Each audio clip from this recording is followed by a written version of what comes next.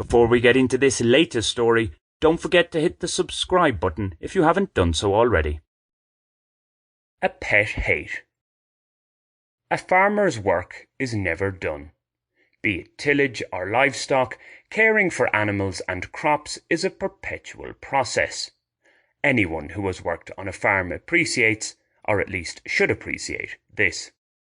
Therein lies a problem in today's urban-centric world. Many people haven't worked on a farm.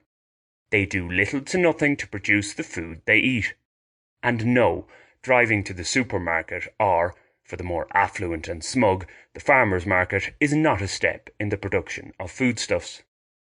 So it wouldn't be the worst idea ever mooted to have city dwellers, particularly the wealthier ones who will most likely rise to positions of influence and power, spend a year of their young lives labouring on a farm.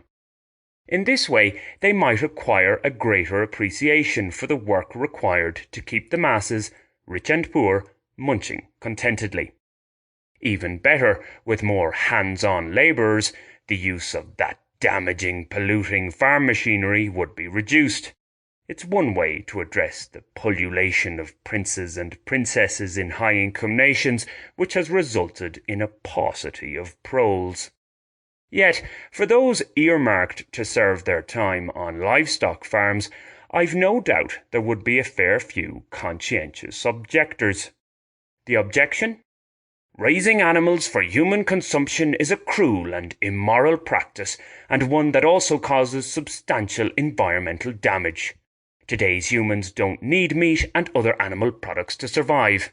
Thus, to partake in livestock farming is to knowingly and unnecessarily destroy the planet as we know it. I shall have no part in it whatsoever. Many who hold this view practice what they preach.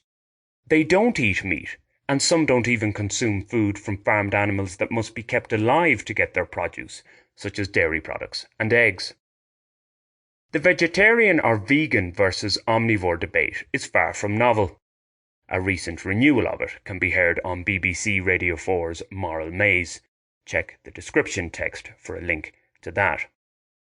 I've mentioned before on these pages that many in the comfortable classes could do with eating less meat.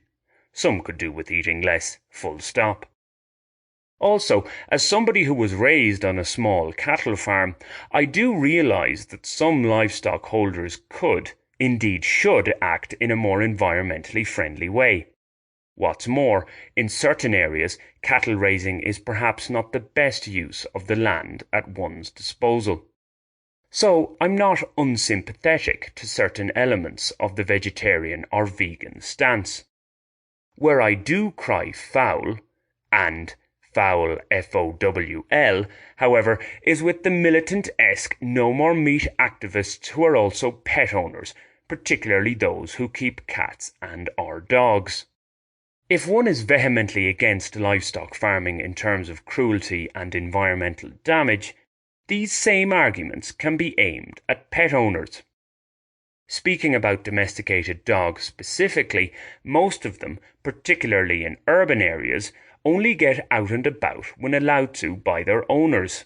They're not exactly free, are they?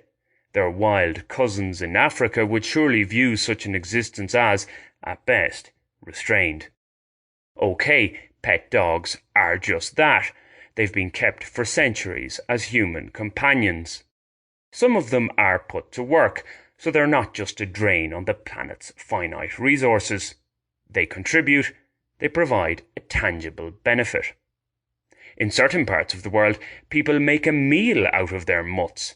Not a dog's dinner, but an actual dog dinner. Yet, most dogs around today are pets and pets only. It's why, from the perspective of humans who like to be controlled and have most of their concerns taken care of by someone else, we have the expression, it's a dog's life. If I had to be one or the other, I'd choose to be a wild dog rather than one tied to a Homo sapien. These pets, of course, have to be fed and watered. According to Gregory Oken, a professor from the University of California, Los Angeles, quoted in an Earth.org article, it's estimated that an average-sized dog generates 770 kilograms of carbon dioxide equivalent emissions annually. For an even bigger dog, the figure can be upwards of 2,500 kilograms, which is twice as much as the emissions from the use of a standard family car per year. An average-sized cat, for the record, can produce carbon dioxide emissions of about 310 kilograms in a year. That Earth.org article also states that the meat consumption of pets in the US generates about 64 million tons of carbon dioxide annually, the equivalent of driving 13.6 million cars. If cats and dogs in the US were their own country, they would rank in the top 6 for meat consumption globally. Another piece that delves into this area is The Guardian's Throw a Dog a Bean, How to Reduce the Carbon Footprint of Your Pets. See the link in the description text. See, I'm not completely anti-The Guardian. This should give some pause for thought to any cat and or dog-owning vegan activist who hounds petless meat-eaters. One may not be as green as one thinks. In my experience, the worst of these activists are those with an aggressive mongrel who believe that their little ball of fur is the god of dogs. My pet can do no wrong, green Gestapo.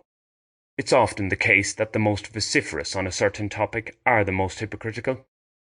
Thus, it can be argued that farming livestock is closer to a net benefit for humanity, and perhaps even the environment overall, than keeping pets. If we had to scrap one and keep the other, would humanity suffer more from the loss of pets or the loss of livestock? Human consumption of dog meat might shoot up around the world if the latter were to come to pass. Have you subscribed to this channel yet? If not, why not do so right now? It's free and only takes a second. Thanks!